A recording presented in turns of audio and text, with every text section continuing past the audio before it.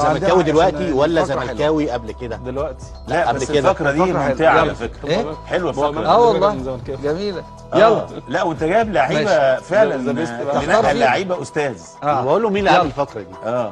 عبد الجليل اهلاوي ولا زملكاوي؟ محمد عبد الجليل؟ لا ده اهلاوي بقى. لا عبد الجليل اهلاوي. اهلاوي. جلجل اهلاوي. طيب اللي بعده. يا ولاد اللعيبه جيبوا لعيبه لعبه اليدين. طبعا. ايوه طبعا. امال هجيب مين؟